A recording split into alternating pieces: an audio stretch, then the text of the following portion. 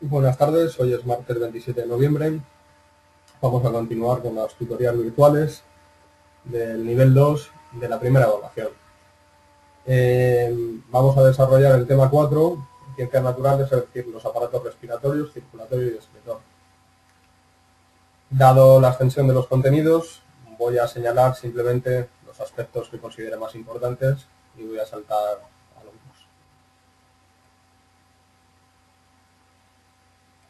Bueno, lo primero que debemos saber es que el aparato respiratorio es imprescindible para vivir, ya que entre los gases que aparecen en el aire está el oxígeno, que es imprescindible para la vida.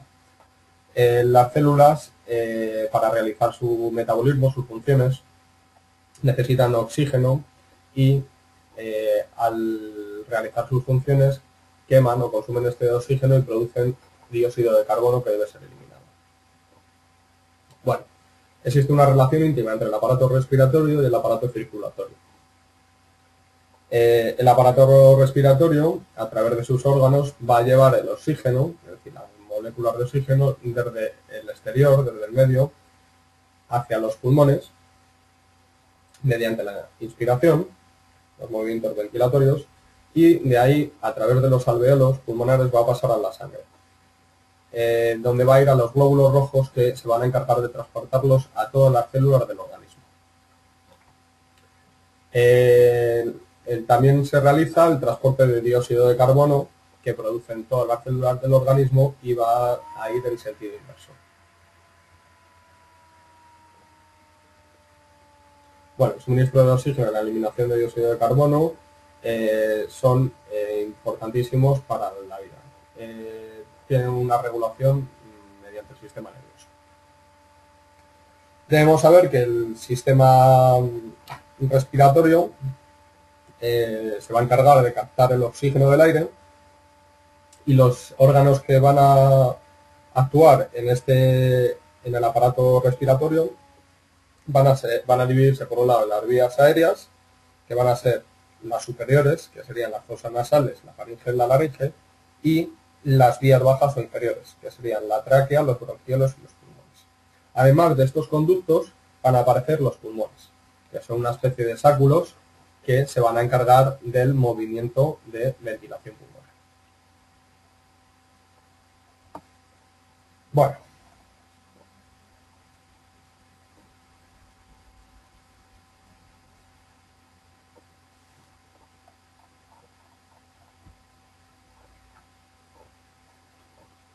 aquí podéis ver los distintos órganos que aparecen o que intervienen en la respiración humana, pero voy a saltar hasta la página 169 en la que aparece una breve descripción de los pulmones, que es lo que considero más importante. No quiere decir que el resto no lo tengáis que estudiar vosotros por vuestra cuenta. Bueno, los pulmones, como he dicho, es una especie de sáculos que son los elementos básicos del aparato respiratorio. En ellos va a tener lugar el intercambio gaseoso, es decir, vamos a captar oxígeno del medio y vamos a expulsar dióxido de carbono.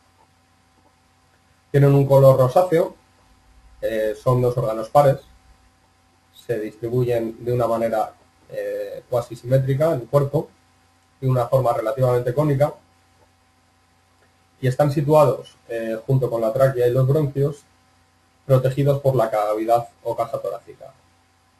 Su función va a ser proteger a los pulmones y a otros órganos como puede ser el corazón. ¿De acuerdo? Está delimitada por la columna vertebral en la zona posterior, es decir, atrás, las costillas en los laterales y en la parte anterior, el esternón en la parte anterior y el diafragma, que es un músculo que queda en la parte inferior. Bueno. La parte superior o vértice de cada pulmón va a ir hasta la clavícula y su base se apoyará en el diafragma. El diafragma va a ayudar durante la inspiración, va a tener una forma cóncava, bueno, convexa, cóncava hacia arriba o convexa, y luego se va a relajar durante la aspiración, va a bajar. Es decir, se va a curvar durante el movimiento inspiratorio y luego se va a quedar en una posición relativamente recta durante la expiración. Bueno, la superficie de los pulmones no es para nada lisa, sino presenta una serie de surcos o lóbulos, unos surcos que lo dividen en lóbulos. El pulmón derecho tiene tres lóbulos, sería el superior, el medio inferior y el izquierdo el superior e inferior. La principal diferencia, que también radica en el tamaño del pulmón derecho, es mayor que el pulmón izquierdo. ¿Por qué? Porque junto al pulmón izquierdo se sitúa el corazón.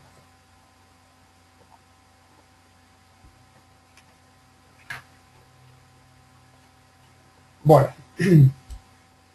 es importante que sepamos que en los pulmones tiene lugar la oxigenación de la sangre, por eso son superficies con muchos vasos sanguíneos, es decir, se encuentran muy irrigadas. Los pulmones están recubiertos por una membrana que es la pleura. En ocasiones quizás hayamos oído hablar de un neumotórax, es decir, cuando se produce, por ejemplo, una incisión o una rotura o se separa de los pulmones, esta membrana puede dar lugar a un neumotórax. Como he dicho, el pulmón izquierdo es relativamente más pequeño que el derecho porque se sitúa junto al corazón.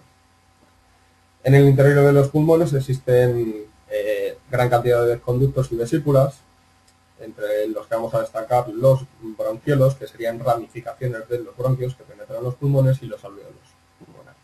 Los alvéolos pulmonares es donde se va a dar lugar el intercambio gaseoso.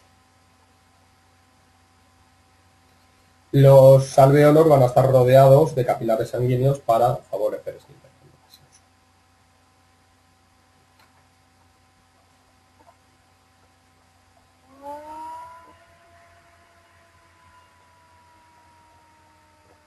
Bueno, es importante que conozcamos las fases de la ventilación pulmonar. Van a ser dos: inspiración y expiración.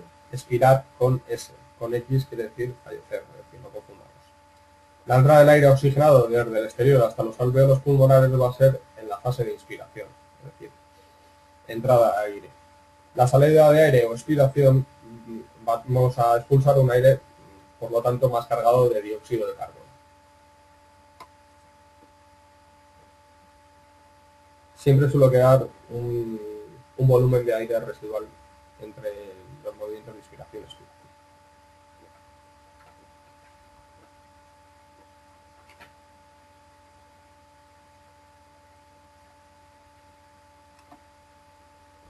Podéis ver y leer por vuestra cuenta los músculos que intervienen en el movimiento inspiratorio y los que intervienen en la expiración.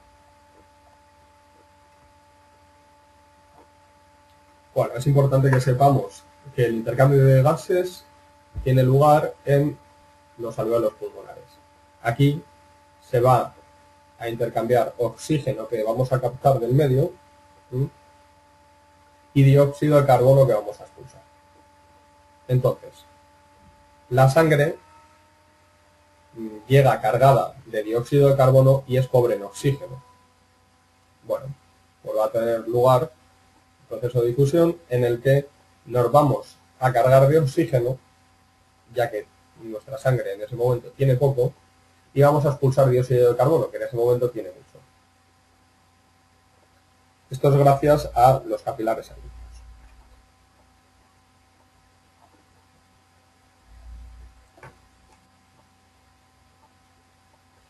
También existe otro intercambio gaseoso en el cual no va a intervenir el aparato respiratorio, ya que es el que se produce entre la sangre y las células.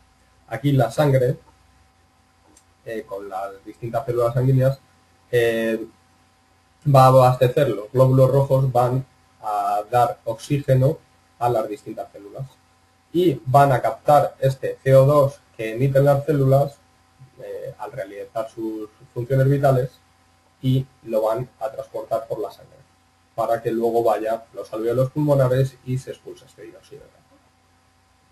Bueno, evidentemente, como hemos dicho al comienzo, el sistema respiratorio y circulatorio están íntimamente relacionados y debemos saber cómo interviene el sistema circulatorio.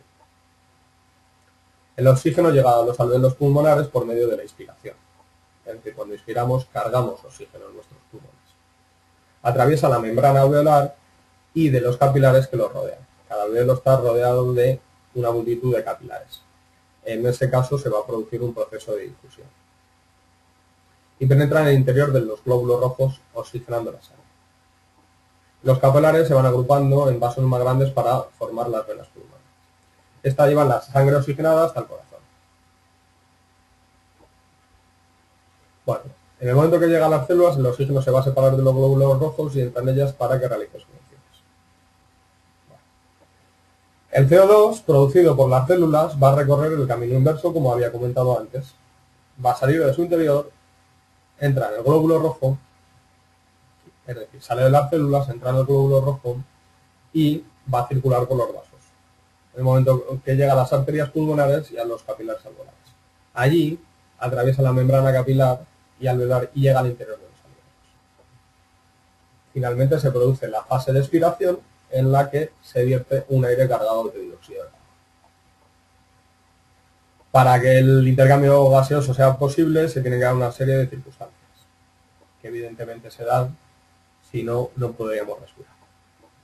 Las paredes capilares y alveolares son finísimas, es decir, la separación entre el aire y la sangre es mínima, por lo tanto se puede dar la difusión. El área de intercambio es muy grande, es decir, los alveolos,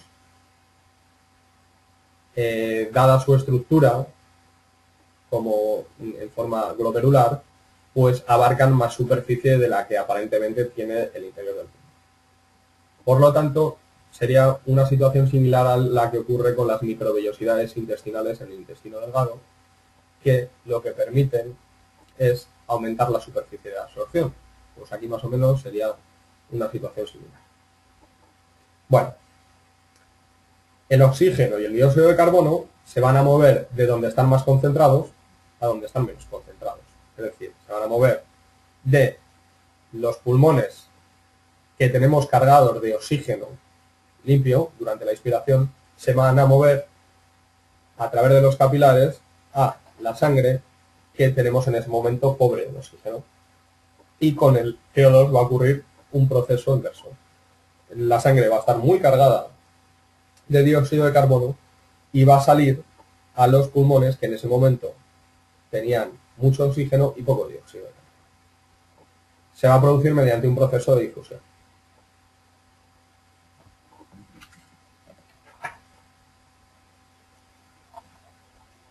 Bueno, debemos conocer una serie de hábitos saludables que generalmente, bueno, todos conocemos, pero que no viene de más recordar. Para evitar la aparición de enfermedades, resfriados, vamos a evitar los cambios bruscos de temperatura. También las zonas de polución o de contaminación excesiva. No fumar, ya que, por ejemplo, nos va a dañar las vías respiratorias, los cilios de la tráquea, una mucosidad los va matando el humo del tabaco y nos va a suponer incluso bronquitis, enfisema pulmonar y lo que conocemos comúnmente como cáncer. Evidentemente, practicar ejercicio físico con regularidad va a potenciar nuestro sistema cardiovascular y tratar de fomentar los espacios verdes, es decir, los parques y las zonas naturales, cuidarlas y respetarlas va a hacer que existan más árboles. Los árboles consumen dióxido de carbono y emiten oxígeno, que es imprescindible para la vida. Bueno, tenemos que conocer una serie de enfermedades, yo voy a citar unas cuantas, y que debemos conocer puesto que pueden aparecer. Por ejemplo, un resfriado sería cuando la mucosa nasal se inflama por acción de algún virus, se denominan rinovirus, bacterias o alergias. La sinusitis, faringitis, laringitis, bronquitis, toda esta terminación en itis quiere decir inflamación de los senos. Paranasales sería la sinusitis, vamos a tener un cierto dolor en esa zona. La inflamación de la faringe sería faringitis, podría causar por el virus de la gripe, bacterias o simplemente alergias.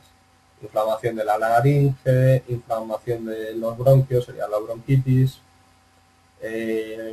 enfermedades como la neumonía, como la tuberculosis, que está causada por una bacteria, conocido comúnmente como bacilo de Koch, el asma, el efisema y los cánceres. Una enfermedad que padecían los mineros, bueno, y tienen el riesgo de padecer en la actualidad, es la silicosis, es decir, las partículas que aparecen en la mina de sílice de Alpicar, pues daña el sistema respiratorio. Bueno, con esto hemos terminado el breve repaso al aparato respiratorio y vamos a pasar al circulatorio. Bueno, tenemos que tener en cuenta que está íntimamente relacionado con el respiratorio, como ya hemos dicho, y que van a existir dos tipos de circulación. Por un lado, la circulación sanguínea y por otro lado, la circulación linfática. La circulación sanguínea o sistema cardiovascular está formado por el corazón, que va a ser la bomba que impulse la sangre, y por los vasos sanguíneos. Posibilita la distribución de sangre con sustancias nutrientes a todas las células del cuerpo y va a recoger de estas células también los residuos y transportarlos al aparato excretor para que sean expulsados.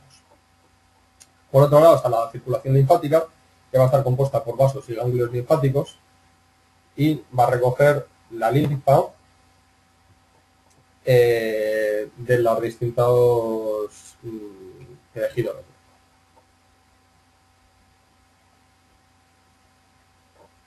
Bueno, el sistema linfático es importante ya que algunas sustancias, como pueden ser macromoléculas como las proteínas, no podrían volver a los capilares sanguíneos si no fuera a través de ellos. Además, tiene una íntima relación con el sistema inmune.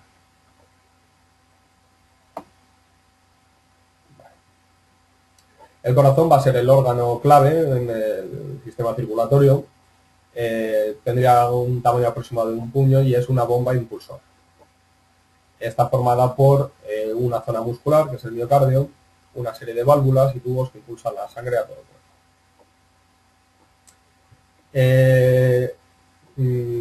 El movimiento o funcionamiento del corazón tiene lugar por la sístole y por la diástole. El corazón se sitúa ligeramente ladeado en el costado izquierdo y hay una serie de arterias coronarias que van proporcionando oxígeno de una manera continua al corazón, ya que al ser un músculo también sus células requieren un gran aporte de energía y de oxígeno para realizar su metabolismo.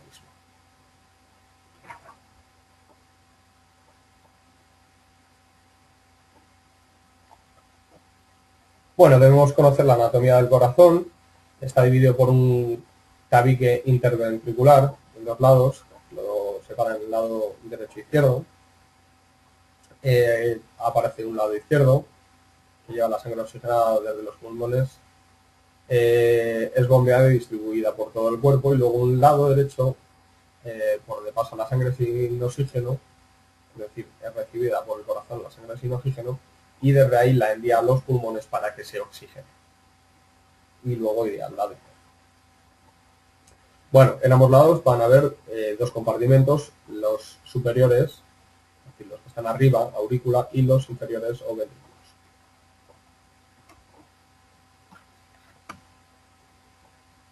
Las aurículas y ventrículos se van a comunicar entre sí a través de válvulas.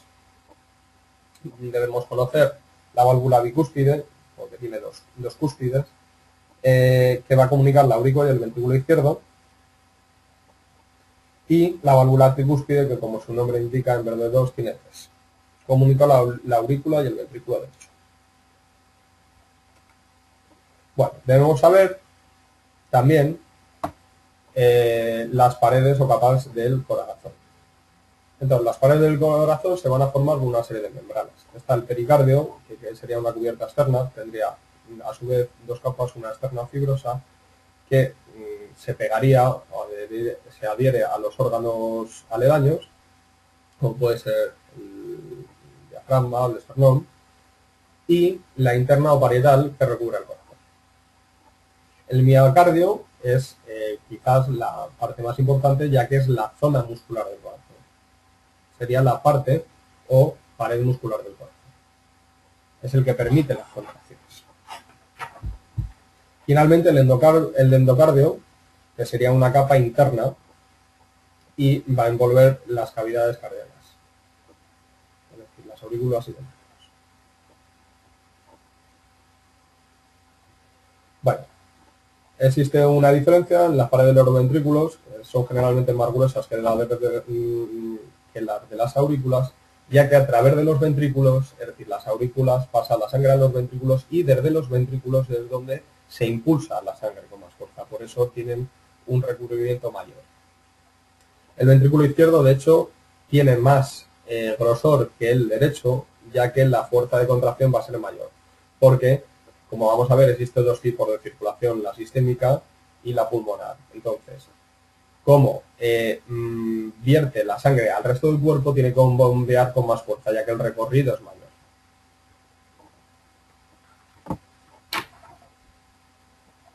Bueno, respecto al funcionamiento del corazón, es importante que sepamos que el funcionamiento es gracias a dos tipos de movimiento. Uno de contracción, que es el movimiento sistólico o sístole, y otro diastólico o diástole, que es el de dilatación. Es un movimiento de contracción y otro de relajación, que sería la diástole.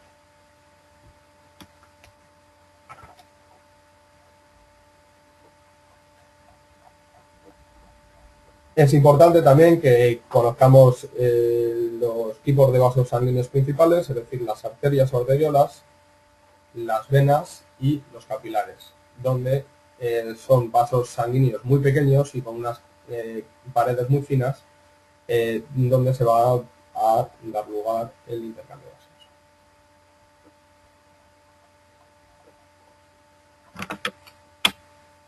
Bueno, es importante que conozcamos, por lo menos nos suene, una serie de vasos sanguíneos. La arteria aorta, que sale del ventrículo izquierdo, la arteria y vena gástrica, que se sitúa en el estómago, la arteria carótida y vena yugular, en la zona de la cabeza, arteria y vena renal, que se sitúa en los riñones.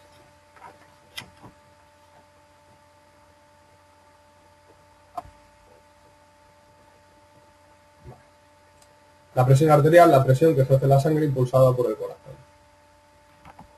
Bueno, vamos a tener una presión máxima o sistólica y una mínima o diastólica. Vamos a tener, cuando nos medimos la presión, que sirve para ver el estado de salud del individuo, vamos a tener un máximo y mínimo. Estas presiones pueden variar en función de los hábitos que lleva a cabo el individuo, es decir, si sea fumador, sea deportista, y también, sobre todo, va a depender de la edad, ya que varía un poco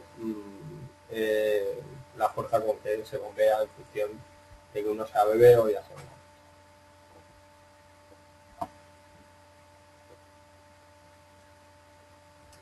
Debemos saber que existen dos circuitos, es decir, por un lado la circulación pulmonar sería un circuito más corto y por otro lado una circulación mayor o sistémica.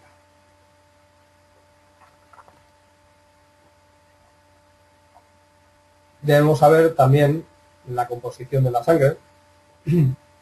La sangre es un líquido donde están todas las células sanguíneas y que permite bueno, pues el trasiego de nutrientes, de oxígeno y de dióxido de carbono a las células renales. La sangre está compuesta por una parte líquida, que es lo que se denomina plasma, y también por una parte sólida constituida por las células sanguíneas. El plasma fundamentalmente es agua, electrolitos como puede ser el sodio, el potasio, y proteínas sanguíneas como la albúmina, el fibrinogen, que es necesario para la coagulación sanguínea. Entre las células o glóbulos sanguíneos vamos a destacar los hematíes, glóbulos rojos o eritrocitos, contienen la hemoglobina, que es un pigmento rico en hierro y que se adhiere al oxígeno, el dióxido de carbono, y facilita el transporte. Los leucocitos, que serían los glóbulos blancos, tienen que ver con las infecciones y el sistema inmune, y por otro lado las plaquetas o trombocitos, que tienen que ver con la coagulación sanguínea. Y en caso de hemorragias, pues van a poner las heridas. El sistema linfático, debemos saber que el líquido que transporta en lugar de sangre se denomina linfa y contiene principalmente linfocitos.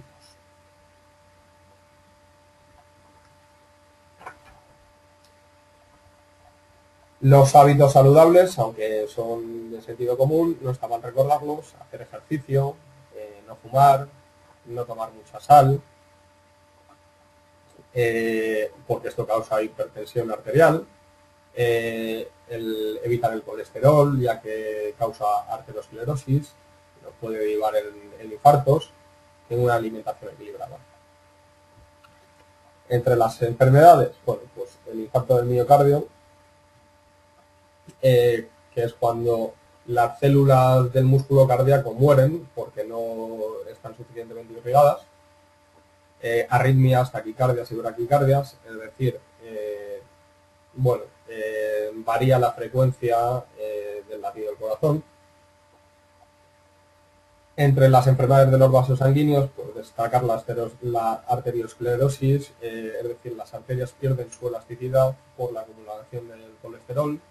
Las varices, sería una acumulación de sangre en las venas.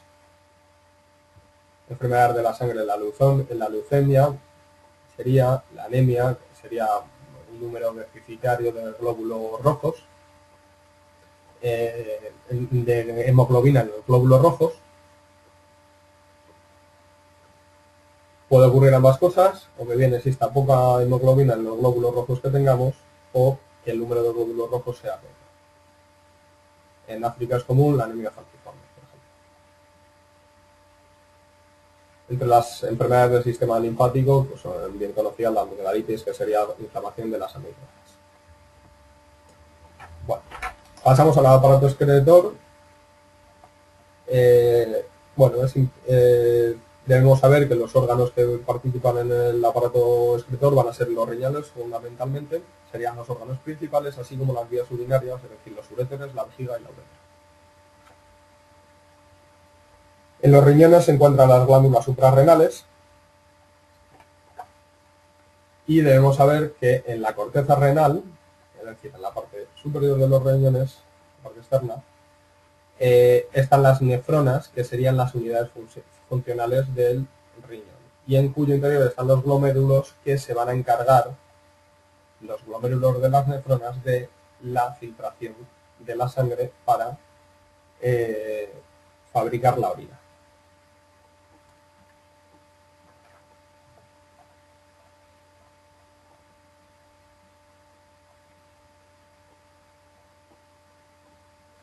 Bueno, es importante que sepamos que el aparato excretor de alguna manera sirve para eliminar o limpiar los desechos del organismo. También se encarga de retener las sustancias necesarias para el funcionamiento corporal. Es decir, va a tener una función de depuración y de regulación. Se produce en los riñones, concretamente en las nefronas. Aquí aparece neuronas, pero es una rata. Es nefronas. Dos procesos diferentes: por un lado la filtración y por otro lado la reabsorción. La filtración consistiría fundamentalmente en eliminar las sustancias nocivas o tóxicas, y la reabsorción de las sustancias que hayan sido filtradas. Hay algunas que se habrán escapado y que sean consideradas aprovechables, entre ellas el agua, y entonces van a ser de nuevo reabsorbidas. La piel también actúa y forma parte, actúa como sistema excretor, forma parte del aparato excretor, y mediante la sudoración eliminamos sustancias de desecho.